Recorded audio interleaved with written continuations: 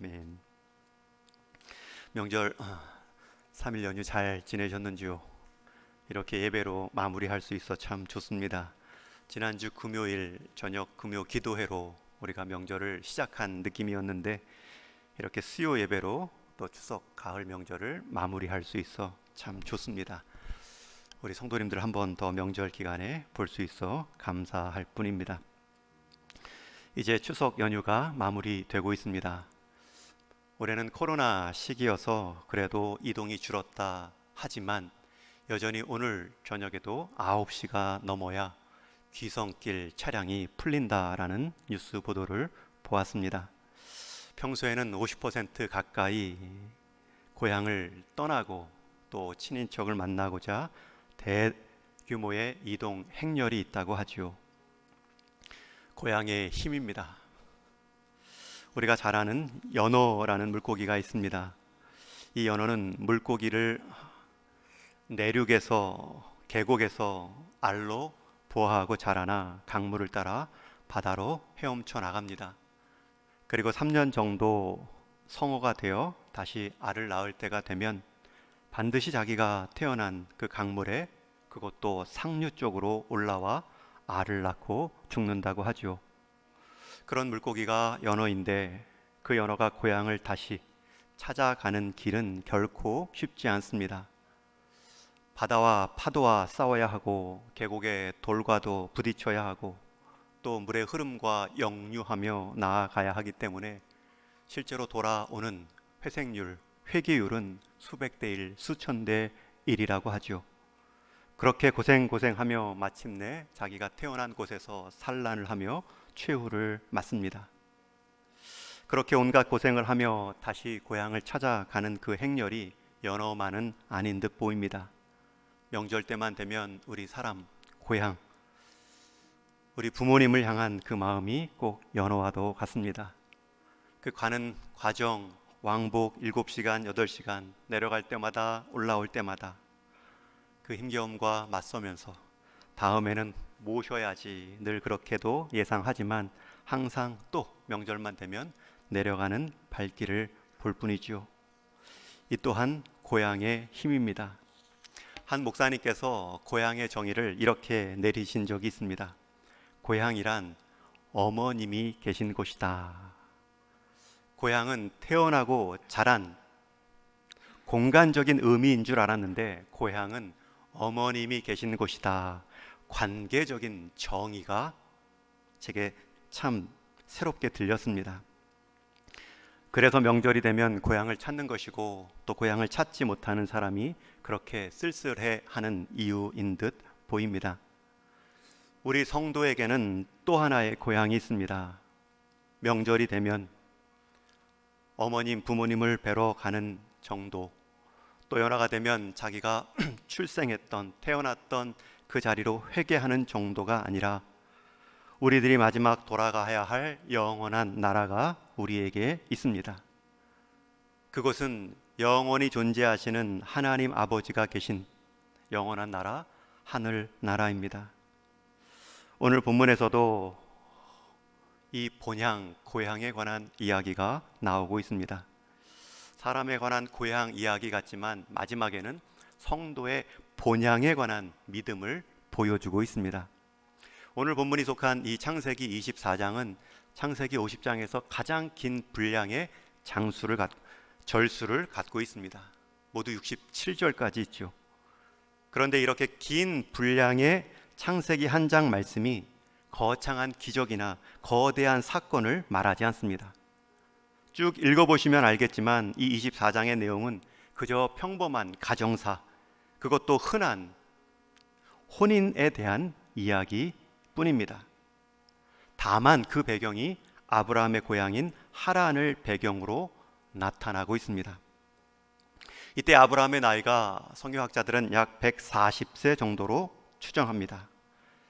여러분, 아브라함이 140세면 그 아들 이삭은 40세가 꽉 찼겠죠.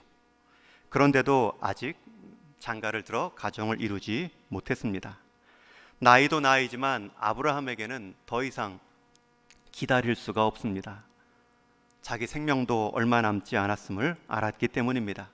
오늘 본문 바로 앞에 창세기 20장에 보면 아브라함의 아내 사라가 127세에 죽는 이야기가 나옵니다. 물론 오늘 기준으로는 장수한 모습이지만 당시 주변 사람의 평균 수명을 놓고 보면 그렇게 장수한 모습도 아닙니다. 데라는 205세를 살았고 아브라함은 176세를 살고요. 아들 이삭은 180세에 죽은 것을 볼 때에 127세에 죽은 어머니 사라는 평균적 이하의 생명을 누렸다 말할 수 있습니다. 그런 사라가 먼저 떠났을 때에 아브라함이 받은 충격은 대단합니다. 고향 친척 아비집을 떠날 때 여러 고난의 세월을 함께 했던 반려자입니다. 100세의 아들을 얻었을 때에는 함께 부둥켜 안고 기뻐했던 어머니입니다. 반대로 이삭을 바치라는 명령 앞에 그 순종을 행하는 아브라함의 모습을 보며 한참 가슴을 쓸어내리던 아내였습니다. 그렇게 평생을 아내요, 동역자요, 친구처럼 지냈던 사라가 갑자기 곁을 떠났습니다. 아내가 죽자 아브라함의 마음은 다급해집니다. 이제 자기 스라에는 아들 이삭 한 명만이 남아 있습니다. 하갈과 이스마엘도 이미 아브라함의 곁을 떠난 지가 오래입니다. 아내 사라가 죽었으므로 다시 한번 기적을 경험할 기회마저 없습니다.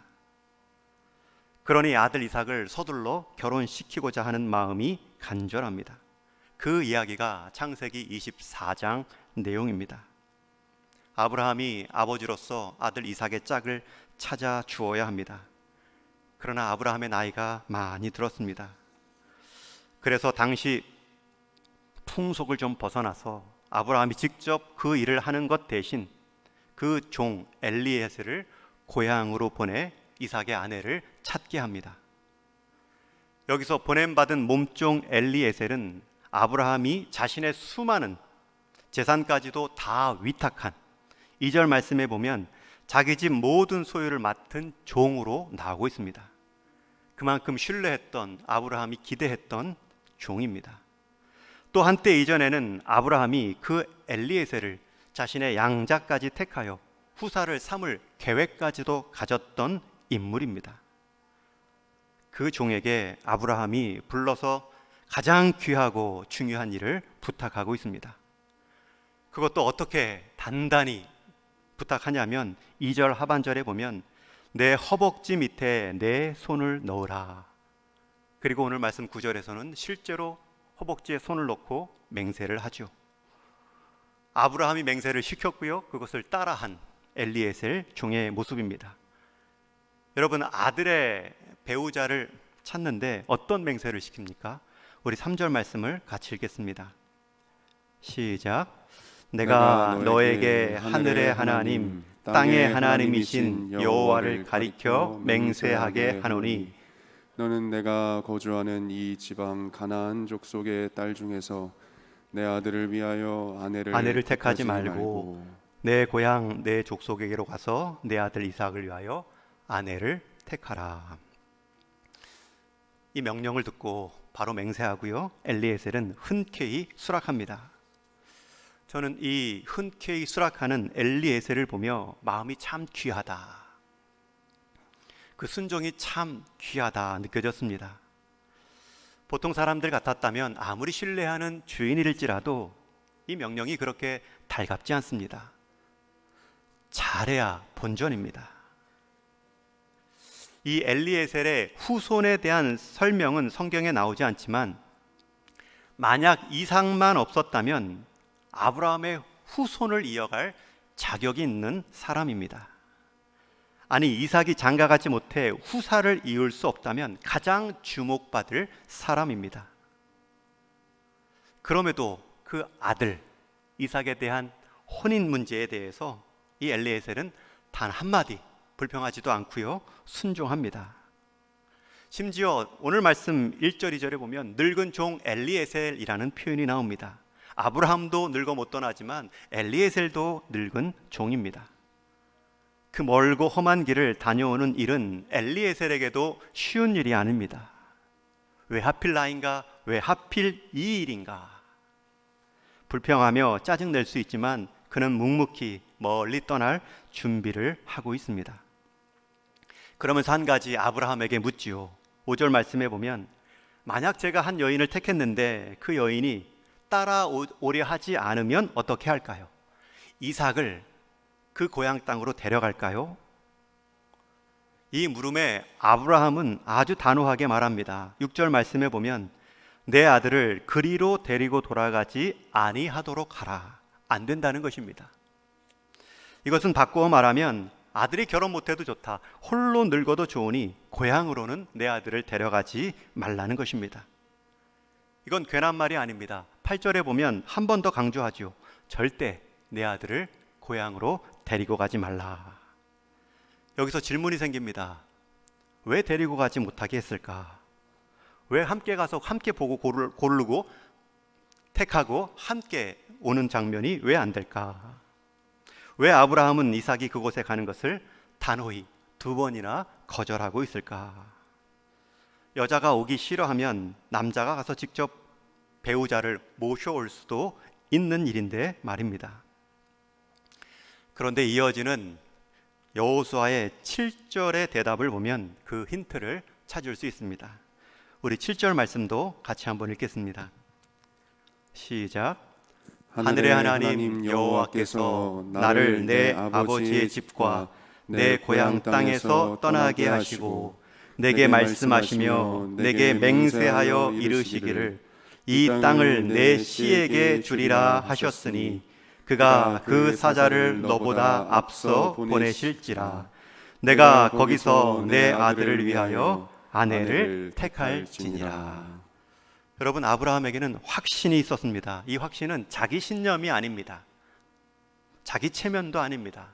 하나님은 분명히 이렇게 나에게 말씀하셨다. 그 말이 뭐냐면 이 땅을, 이 가나안 땅을 내 씨에게 주리라. 그 가나안 땅을 이 가나안 땅의 씨에게 주지 않았다는 것입니다. 하나님은 그것을 이루실 것이다. 심지어 그 일을 이루기 위해 사자를 너보다 앞서 보내 준비하실 것이다. 너는 가서 아들을 위해 택하기만 하면 된다. 여러분, 아브라함의 의지는 확고합니다. 이곳 가나안 사람은 안 된다는 것입니다. 그것을 하나님의 이름으로 맹세까지 하고 있습니다. 그 근거는 하나님의 약속입니다. 이 가나안 땅은 약속의 땅이지만 이 땅의 사람 될 것이 아니다. 내가 은혜로 택한 내 씨의 사람들이 이 가나안 땅의 주인이 될 것이다. 이 가나안 땅을 이 가나안 땅의 사람과 함께 공유할 것이 아니라 이 땅을 내 씨에게 주리라. 아브라함과 이삭과 그 이삭이 속한 고향의 땅 사람에게 그대로 주실 것임을 말씀했고요. 그것을 확신한 아브라함이 맹세하게 하고요, 엘리에셀 총에게 그대로 순종하게 명령합니다. 우리는 이 모습에서 아브라함이 자신의 고향, 자신이 떠나온 그 땅을 어떻게 생각하고 있는지를 알 수 있습니다. 아브라함의 고향은 하란입니다.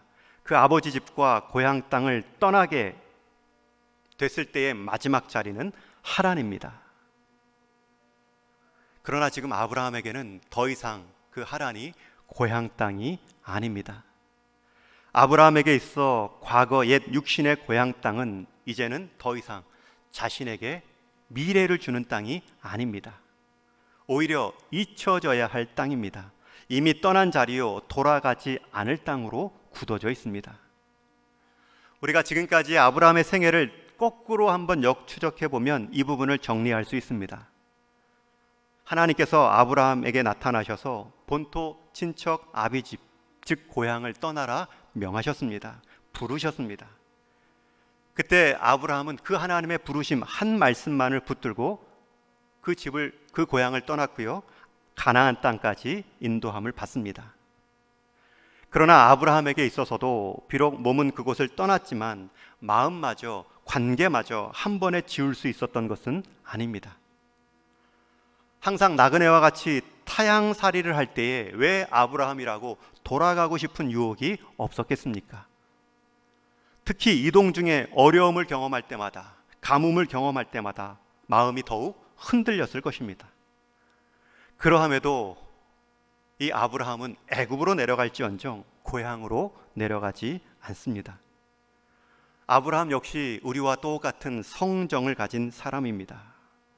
고향을 떠나는 것도 쉽지 않았고요, 고향을 잇는 것도 쉽지 않습니다. 그럼에도 한 번 떠난 뒤로는 다시는 그 육적인 고향에 연연하지 않습니다. 심지어 아들을 장가 보내는 이 중요한 순간에도 고향 사람을 며느리로 맞을지언정 자신은 물론 아들도 보내지 않습니다. 아들에게도 같은 교훈을 주려는 뜻이겠지요. 아내를 얻는 것보다 더 중요한 것은 하나님이 우리에게 주신 약속의 땅으로 나아가는 것이다. 그것을 종 엘리에셀에게도 함께 명령으로 강조하고 있습니다. 아브라함은 이곳 가나안 땅을 본향 삼고 남은 생에도 가나안 땅 경계에 머무르며 가나안 땅에 묻힙니다. 그리고 이미 묻힌 아내를 비롯해서 아들도 자부도 손자들도 대대 자손 그곳에 묻혀 있습니다. 결국 아브라함의 인생을 정리하면 육신의 고향에서 약속하신 영혼의 본향으로 옮겨 탄 인생이라고 말할 수 있습니다. 이 아브라함이 본향으로 삼았던 가나안 땅이 우리 성도들에게 있어서는 하나님의 나라, 주님 품이라고 바꾸어 말할 수 있습니다. 여러분, 우리에게 있어서 우리가 태어난 곳, 어머님이 계신 곳은 고향이 될 수 있지만 우리에게 영원한 본향은 될 수 없습니다. 그 영원한 본향은 여전히 우리에게 다가오고 있습니다. 우리는 그 영원한 본향을 더 사모하는 자들이 되어야 합니다. 여러분, 믿음 생활이란 무엇입니까? 바로 이 본향, 고향 싸움입니다. 우리의 그리움의 장소는 어디입니까? 우리의 사무침의 바라봄의 자리는 어디입니까? 믿음의 여정이란 무엇입니까?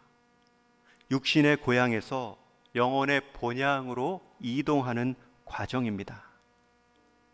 내 몸과 내 마음과 내 생각과 내 물질을 다 육신의 고향에서 영혼의 본향으로 옮겨 놓는 일입니다.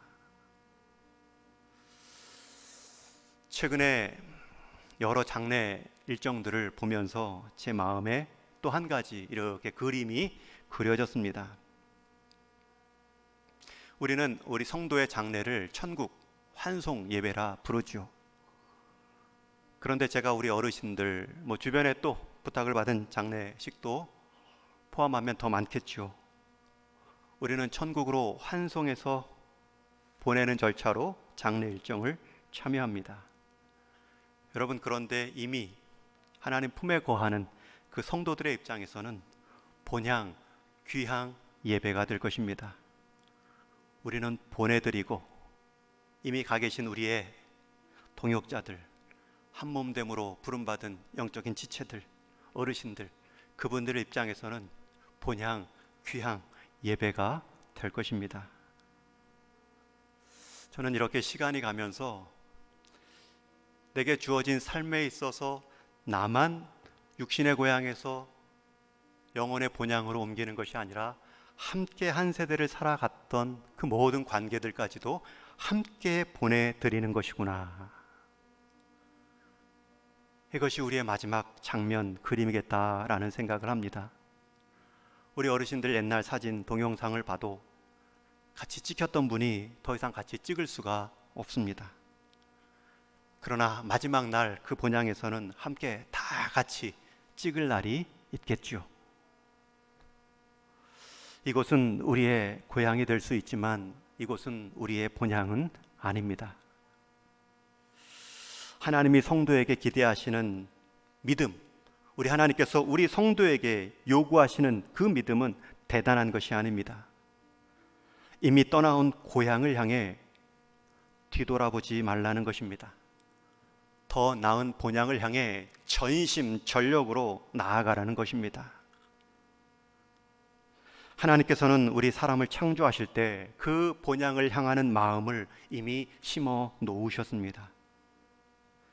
하나님께서 우리에게 주신 가장 귀한 선물 중에 하나는 바로 그 본향을 향한 갈증입니다. 이 땅에서는 무엇으로도 채울 수 없는 그 공허함, 그것이 역설적으로 우리의 존재는 이 땅 안에 묶여있는 존재가 아님을 보여주는 것입니다. 기독교 철학자 키에르 케고르는 이렇게 말합니다. 우리 인생은 뒤돌아보면 비로소 이해할 수 있지만 그럼에도 우리는 앞을 향해 나아가야 할 존재이다. 여러분, 우리가 뒤를 돌아볼 필요도 있습니다. 역사를 통해, 과거를 통해 우리를 이해하는 것은 맞습니다. 그러나 뒤에 묶일 사람, 우리가 역사에 잡힐 사람들은 아닙니다. 그렇게 이루어 온 그러한 토대를 통해 우리는 계속 나아가는 것입니다. 본향을 향해 전진하는 것입니다. 여러분, 아브라함은 아들의 결혼식마저도 본향을 떠올리는 기회로 삼았습니다. 여러분, 우리 인생의 대소사를 통해 본향을 떠올릴 수 있는 기회로 삼을 수 있기를 축원합니다.